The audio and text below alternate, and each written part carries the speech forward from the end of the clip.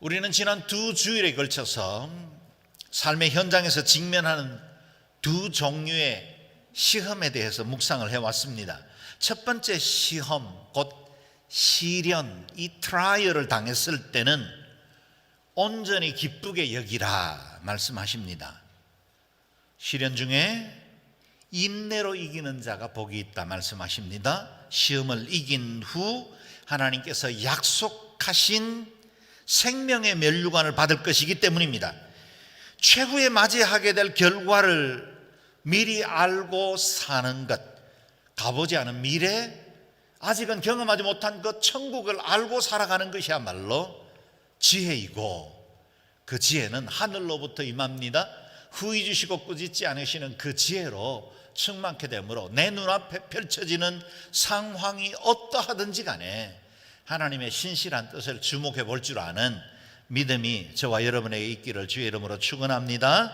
아멘. 두 번째 당하는 시험은 유혹, 템테이션이라 그랬습니다. 이 같은 시험을 받을 때는 하나님께 시험을 받고 있다 말하지 말라 하십니다. 왜냐하면 우리 하나님은 악에게 시험을 받지도 않으시고 그 누구도 시험에 빠뜨리시는 분이 아니기 때문입니다. 단지 어느 누군가가 죄에 넘어졌다면 그것은 우리 자신이 욕심에 이끌려 유혹에 넘어진 것이고, 그 욕심이 잉태해 죄를 낳고 죄가 자라서 사망을 낳는 것입니다. 그렇다면 우리가 어떻게 이 유혹의 시험을 이길 수 있을까요? 지난주에 말씀 16절 17절에 비결이 있었죠. 다시 읽겠습니다. 시작. 내 사랑하는 형제들이여, 속지 마십시오. 온갖 좋은 선물과 온전한 은사는 위로부터 오며 빛들의 아버지께로부터 내려옵니다. 그분에게는 변함도 회전하는 그림자도 없으십니다. 아멘. 어떻게 욕심대로 살고 싶은 유혹을 이길 수 있을까요?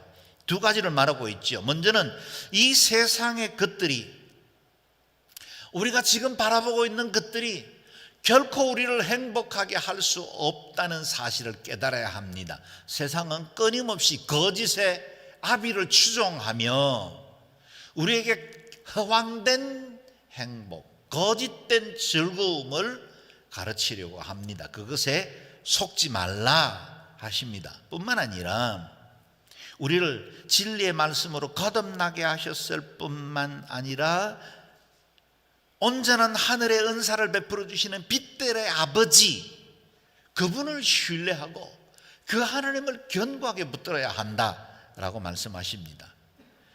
우리 하나님은 변함이 없는 영원하신 빛이십니다. 세상의 빛과는 달리 회전하는 그림자도 없으십니다. 그곳에는 그림자를 들이우는 빛이 아닙니다. 어느 일방적으로 존재하는 빛이 아니라 이 세상에 존재하는 모든 발광체에 빛을 부여해 주신 완전하신 빛의 원천이십니다. 이 빛 가운데 거할 때 이 땅에 잠시 있다가 사라지는 것에 욕심내거나 유혹받지 않고 믿음의 길 걸어갈 수 있다는 것입니다.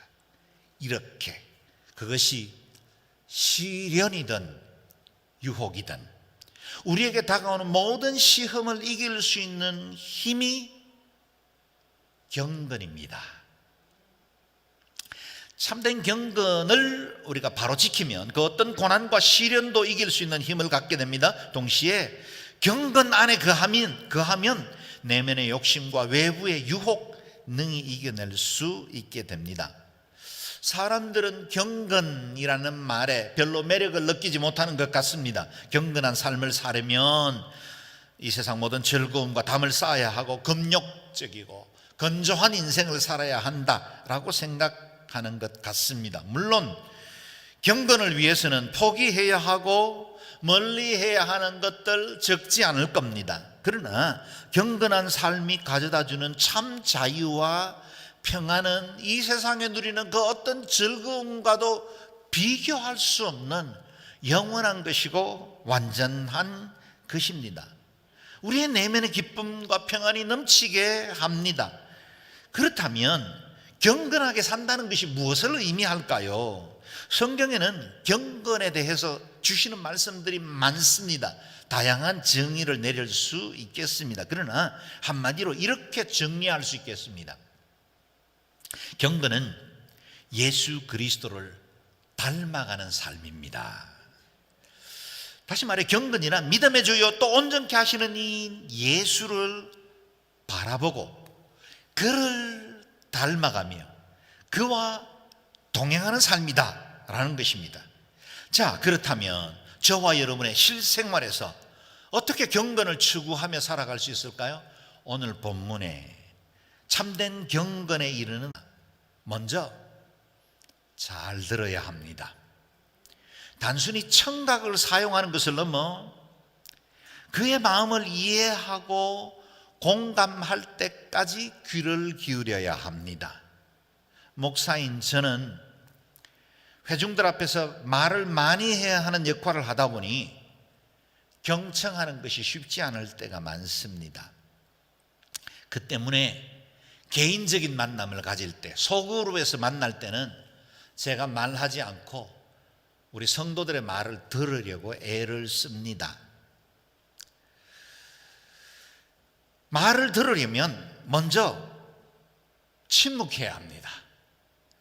사실은 우리가 입을 열지 않는다고 해서 말을 듣는 게 아니라 내 머릿속에 무언가 다른 말을 하려고 계속해서 마음속에 그 무언가를 떠올리고 있다면 그건 경청하기가 쉽지 않는 거죠. 나를 침묵시켜야 경청이 가능하고 그래야 다른 사람의 생각을 이해하고 공감할 수 있게 됩니다. 신방이나 작은 모임에 참여했을 때 이런 이야기를 들으면 참 마음이 흐뭇해집니다. 목사님 말씀을 들어야 되는데 우리 이야기만 많이 했네요. 그게 제가 듣고 싶은 말입니다. 때로는 정리해주고 싶고 제가 결론을 내리고 싶은 말 또는 수정하고 오류를 바로잡아주고 싶은 때도 없지 않지만 그러나 절제하고 저는 귀를 기울이는데 집중합니다. 자주 이런 모임에서 목사님에게 말을 듣지 않고 우리 말을 너무 많이 했습니다 라는 성도들의 고백을 자주 듣습니다. 성공하는 거지요. 감사한 일입니다. 그럼에도 불구하고 모임이 끝나고 돌아가는 차 안에서 아내가 자주 제가 다른 사람 말을 많이 놓친다고 지적을 해줍니다. 그렇습니다. 제가 듣고 싶어 하는데도 불구하고 우리 머릿속에 있는 수많은 생각들로 인해서 내가 하고 싶은 말들로 인해서 다른 사람들의 말에 귀를 기울이지 못하는, 특별히 남성들이 경청하고 공감하는데 약한 것은 부인하기가 어렵습니다. 경건의 첫걸음은 듣는 훈련입니다. 경청하고 공감하는 능력을 키워야 합니다. 무엇보다 우리가 하나님의 말씀을 귀 기울여 드려야 다른 사람들의 말, 이 세상 천지 만물이 아우성치는 세상의 소리도 귀 기울여 들을 수 있게 됩니다. 잘 들으십시다. 이어지는 명령은 말하기는 천천히 하라 하십니다. 말할 때 느릿느릿하게 말하라, 그런 뜻 아닌 거 아시죠?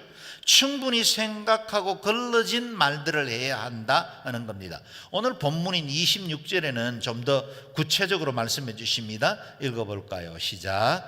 만일 누가 스스로 경건하다고 생각하며 자기 혀를 제어하지 않고 자기 마음을 속이면 이 경건은 아무 소용이 없습니다. 아멘. 자신이 경건하다고 여기고는 있는데 자신의 혀를 제대로 제어하지 않는다면 그 경건 아무 소용없다라고 말씀하십니다. 자기 혀를 제어하지 않고 라는 말씀은 개역 개정에는 자기 혀에 재갈을 물리지 아니하고 그렇게 번역되어 있습니다.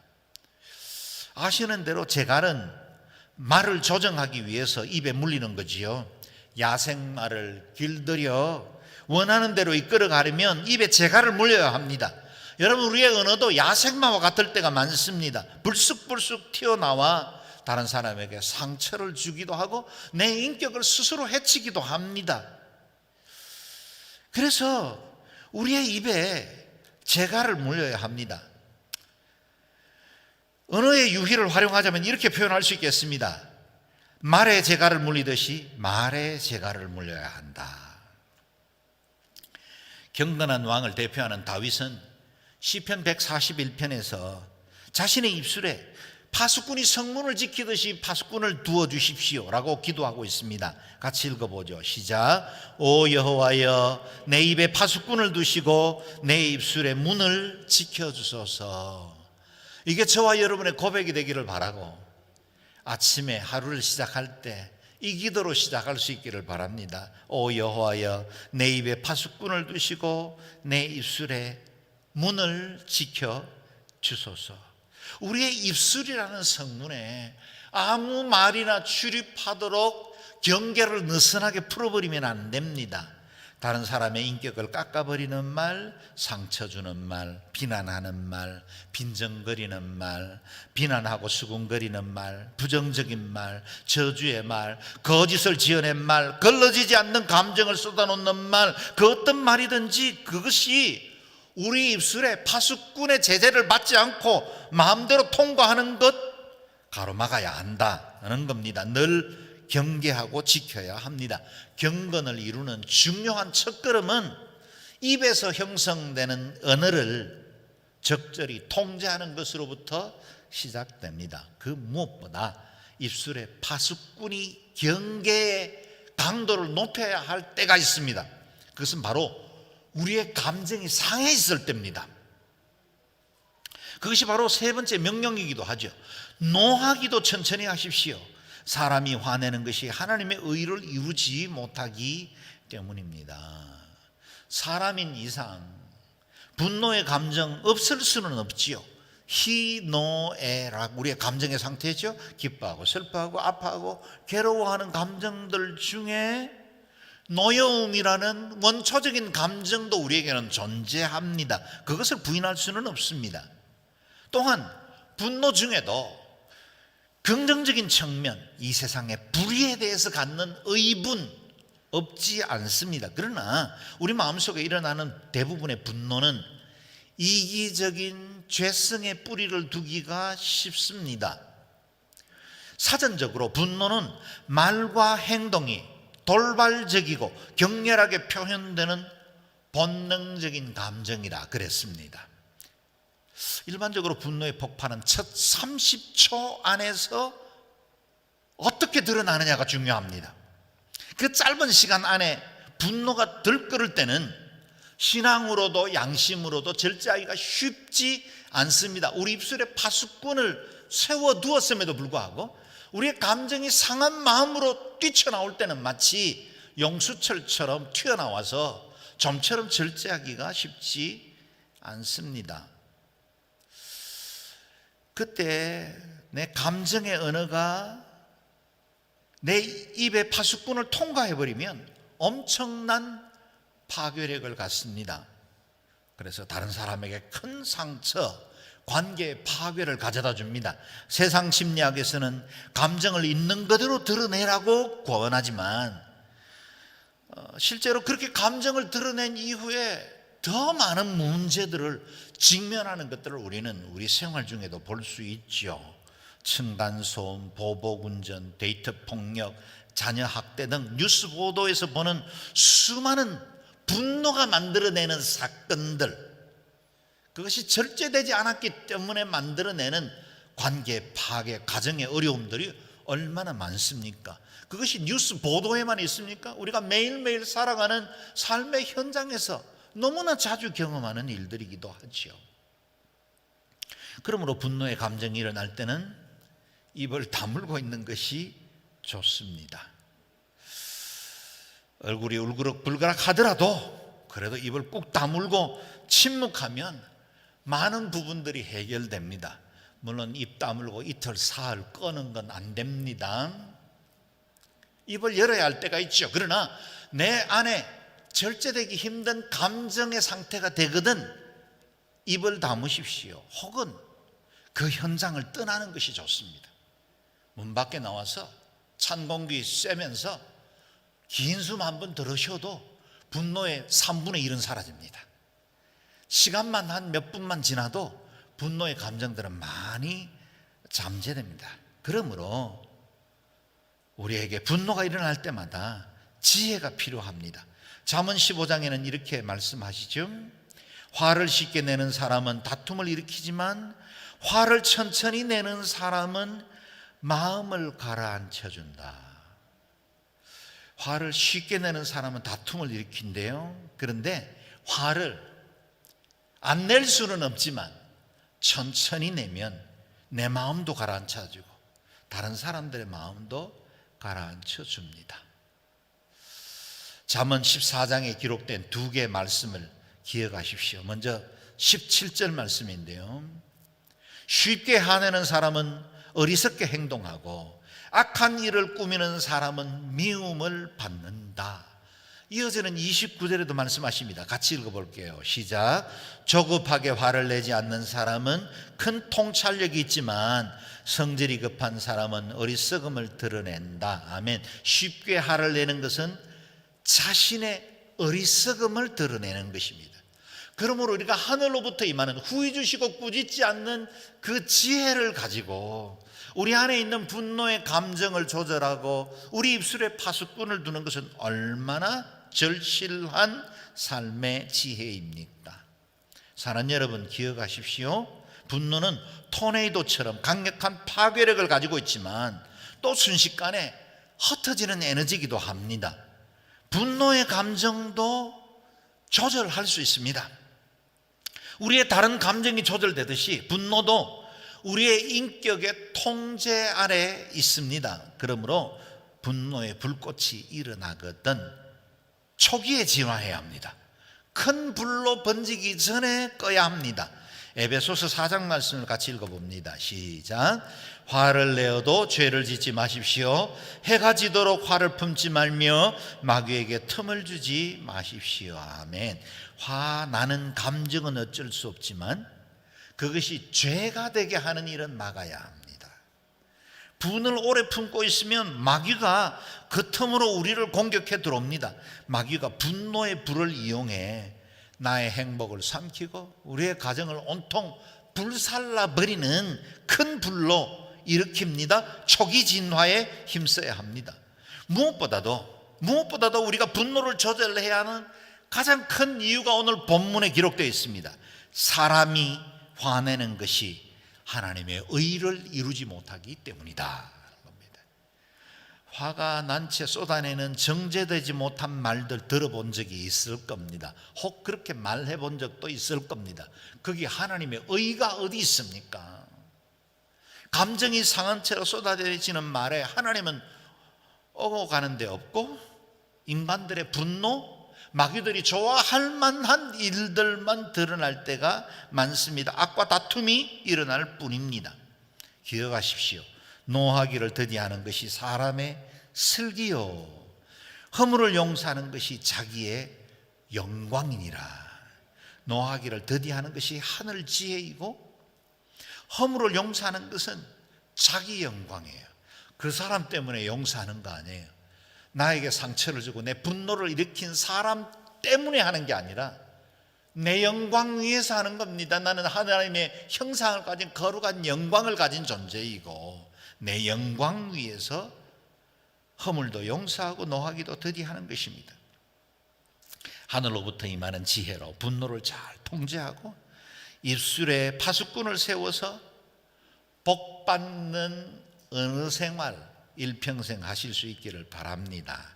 다시 반복합니다. 참된 경건을 이루기 위해 첫 번째 교훈, 참된 경건은 언어와 감정의 성숙을 통해서 이루어집니다.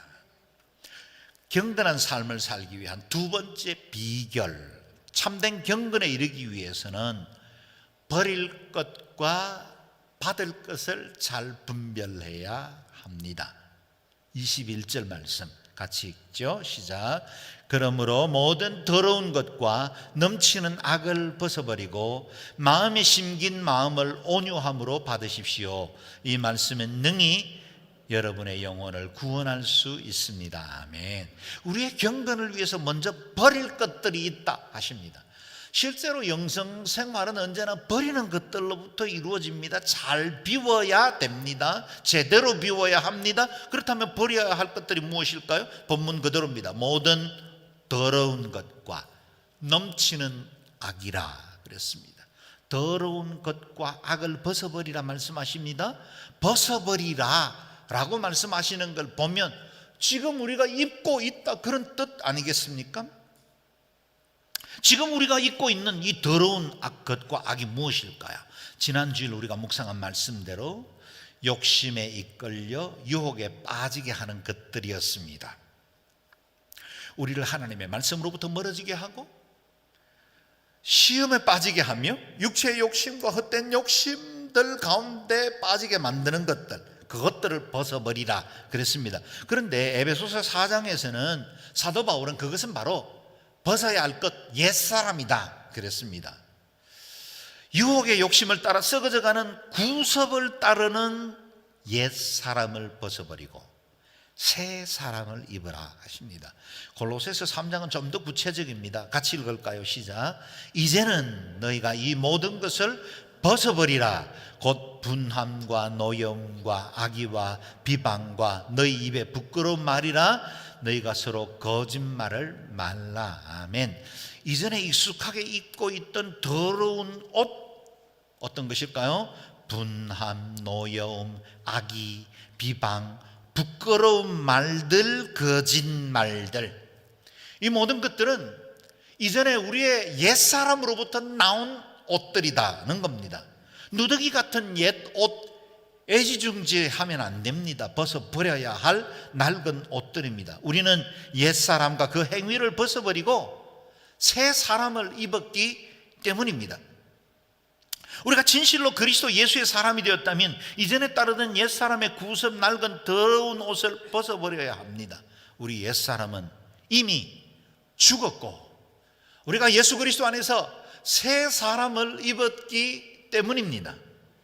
저와 여러분 안에는 옛 정과 욕심은 십자가에 못 박혔고 이제는 그리스도가 내 삶의 주인 되어 사는 삶을 살게 되었습니다. 여전히 옛 그림자, 옛 어둠의 일들이 습관들처럼 남아있다 할지라도 저와 여러분은 이제 새 피조물입니다. 진리의 말씀으로 거듭났습니다. 우리는 다른 인생, 다른 신분을 가지게 되었습니다. 그렇다면 우리의 경건의 목표가 벗어버리는 것에 있습니까? 그렇지 않았습니다. 그리스도인들이 추구하는 것은 비우는 것이 아니라 오히려 채우는 것이 목적입니다. 무엇으로 채울까요? 이미 묵상했던 바와 같이 우리를 거듭나게 해주신 진리의 말씀입니다. 이 말씀은 능히 여러분의 영혼을 구원할 수 있습니다. 이 말씀이 우리를 구원으로 이끌어 주었습니다. 이 말씀이 우리를 영원한 천국, 아직 경험해 보지 못한 미래도 확신 가운데 살아갈 수 있게 해주셨습니다. 이 말씀이 우리의 인생에 영원토록 주님이 함께 하신다는 사실을 깨닫게 하고 비록 실패하고 넘어지고 때로는 후회할 만한 삶을 산다 할지라도 주님께서 끝까지 우리를 붙드셔서 영원한 생명으로 이끌어 주신다는 사실을 확증해 주셨습니다. 이 말씀을 온유한 마음으로 받으라 그랬습니다. 우리의 마음의 밭을 온유함으로 만들어 그 진리의 말씀을 굳게 새기어 두고 그것으로 열매 맺게 하라 하는 겁니다. 우리 예수님께서 비유로 들려주신 4개의 밭을 기억할 겁니다. 우리 옛사람의 밭은 길가밭 같고 돌밭 같으며 가시 덤불로 덮여 있는 밭과 같습니다. 그런 마음에는 아무리 생명의 씨앗이 떨어져도 제대로 자랄 수 없습니다. 열매 맺을 수 없습니다. 좋은 마음의 밭은 온유한 마음, 겸손한 마음입니다. 그것이야말로 예수 그리스도의 성품이죠. 나는 마음이 온유하고 겸손하다 말씀하셨습니다. 우리 주님의 말씀에 즐거이 순종하며 사모하는 마음, 그 온유한 마음이 온전한 열매를 맺게 된다고 하십니다. 이 말씀이 우리를 능히 거룩하게 하십니다. 우리는 실수하고 넘어질 수 있지만 이 말씀의 능력으로 다시 일어설 수 있고 이 말씀으로 경건에 이를 수 있습니다. 그러므로 사랑하는 여러분, 말씀을 받을 때마다 묵상할 때마다 여러분의 마음의 밭이 온유하고 겸손한 마음이 되시기를 주의 이름으로 축원합니다. 아멘. 참된 경건에 이르기 위한 세 번째 비결, 말씀을 실천하는 삶을 살아야 합니다. 22절에서 25절 읽겠습니다. 시작. 여러분은 말씀을 실천하는 사람이 되고 듣기만 해 자신을 속이는 사람이 되지 마십시오. 만일 누가 말씀을 듣기만 하고 실천하지 않는다면 이 사람은 자기의 생긴 얼굴을 거울에 비춰보는 사람과 같습니다. 그는 거울을 보고 돌아서서는 자신의 모습이 어떠한지 금방 잊어버립니다. 그러나 자유하게 하는 온전한 율법을 자세히 살피고 율법 안에 거하는 사람은 듣고 잊어버리는 사람이 아니라 실천하는 사람입니다. 이 사람은 자신이 행하는 일에 복을 받을 것입니다. 아멘. 이 말씀이 바로 야고보서의 핵심 주제를 드러내는 말씀입니다. 이것을 사자성어로 요약한다면 신행일치라고 할 수 있겠습니다. 우리의 믿음과 행위가 일치되어야 한다는 겁니다. 말씀을 온유함으로 받아 은혜 안에 성장했거든 그 말씀을 실천해야 한다는 겁니다. 말씀을 들어 깨닫지만 삶에서 실천하지 않는 것은 자신을 속이는 것이라 하십니다. 성경 지식이 많으면 자신의 영적 수준도 높을 것이라고 자기를 속입니다. 은혜로운 예배를 드리고 교회를 나서면 자기도 이미 신령한 자리에 이르렀다고 착각합니다. 그것이 바로 자기를 속이는 것입니다.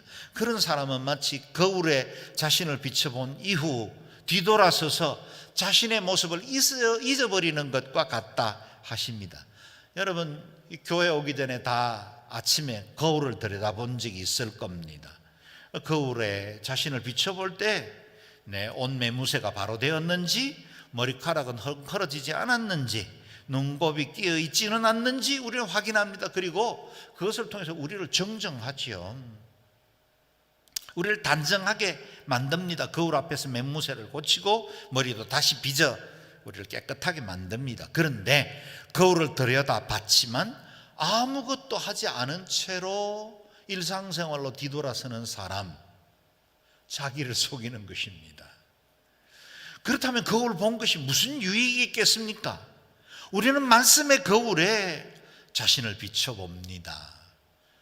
우리의 삶을 돌아보아 우리가 어떻게 이겨 승리해야 할지, 우리 안에 있는 허물은 무엇인지, 내가 돌이켜 뜻을 정해야 할 것이 무엇인지를 말씀이라는 거울을 통해서 비춰봅니다. 그냥 돌아서겠습니까? 아무런 수정도 정정도 없이 그냥 사시겠습니까? 내가 은혜 받은 대로 깨달은 말씀 따라 실제 삶에서 실천해야 합니다. 그래서 대안으로 주신 것이 자유하게 하는 온전한 율법을 자세히 살피고 율법 안에 거하는 사람은 듣고 잊어버리는 사람이 아니라 실천하는 사람이라 말씀하십니다. 여기서 우리에게 자유하게 하는 온전한 율법이라고 그랬는데 뭘로 의미할까요? 바로 복음입니다.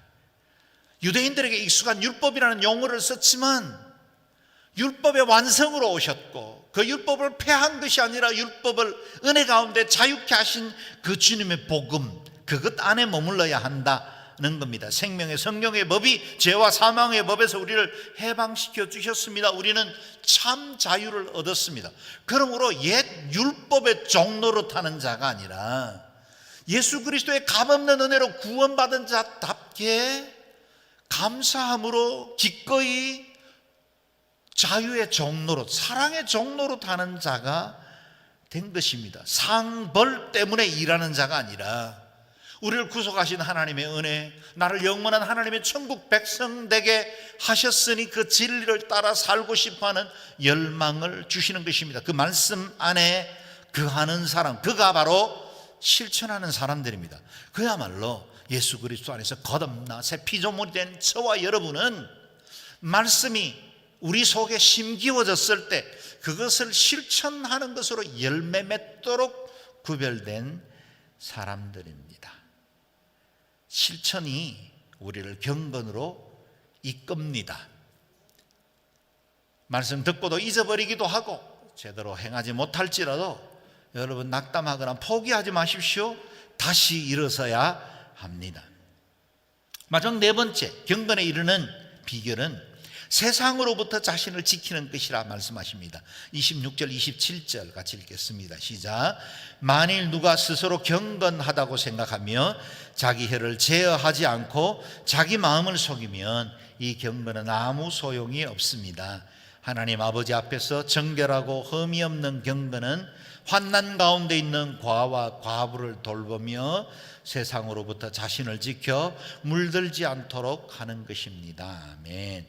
경건에 이르도록 이끄는 세 가지 실천 사항을 말씀합니다. 자기 혀를 잘 제어해야 합니다. 환난 중에 있는 어려운 성도들을 돌봐야 합니다. 이 세상의 문화에 물들지 않도록 자신을 지켜야 합니다. 이 세 가지는 우리를 경건의 완성의 단계로 이끄는 아주 중요한 지표가 되죠. 혀를 제어해야 합니다. 환난 중에 있는 가난한 고아와 과부를 돌보아야 합니다. 이 세상의 문화에 물들지 않도록 우리를 지켜야 합니다. 우리는 다니엘과 세 친구들처럼 세상의 진미로 자신을 더럽히지 않기로 뜻을 정한 사람들입니다. 세상에 살지만 결코 세상에 속해 있지 않습니다. 우리는 하늘 시민입니다. 우리에게는 하나님의 형상이 있습니다. 영광스러운 자로 부름받았습니다. 우리가 어떻게 참된 경건에 이를까요? 오늘 네 가지 비결을 묵상했습니다. 보십시오.